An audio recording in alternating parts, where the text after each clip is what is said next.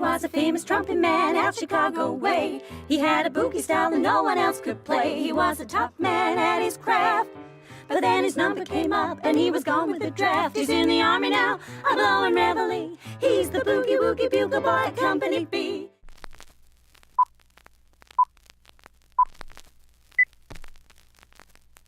Here we are again at the Military Command's secret underground bunker. The brass has sent me down to get another status report from Sergeant Deadeye. Personally, I think they just want to give him another surprise inspection. He hates surprise inspections. I'm Popeye the Sailor. Corporal Punishment, you know I hate surprise inspections. Sorry, Deadeye. I'm Sergeant O'Toole, you know that. You got it, Sarge. Well, I suppose you're here for another status report, young man. Aye, aye, Sarge. Well, you park it right there. Private Files, do you have the copy ready yet?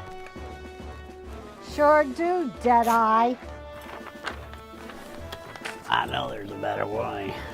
Well, young man, would you like to hear this before it's released? Aye, aye, Sarge. Well, Joe and John were twins, alike in every way. Now, John was married, but Joe was single.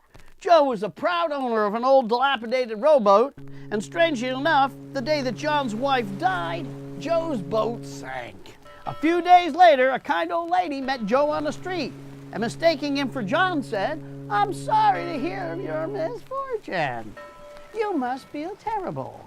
Joe said, "Hell no, I'm not a bit sorry. She was a rotten old thing from the start. Her bottom was all chewed out and she smelled like an old dead fish.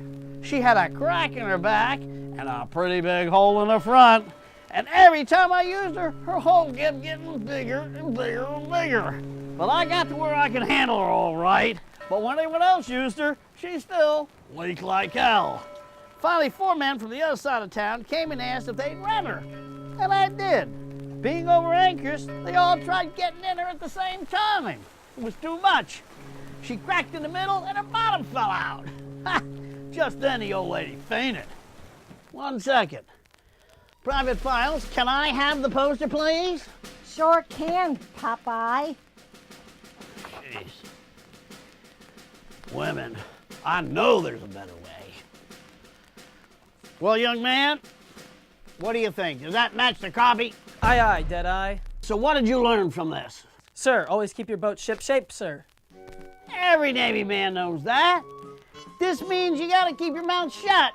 You don't kiss and tell on all the girls. You don't blab on them. They don't like that, do they? Sure enough. She may have a point. Now, do you have anything else for me? Here's your next assignment, Sarge, and this time you may not have a week.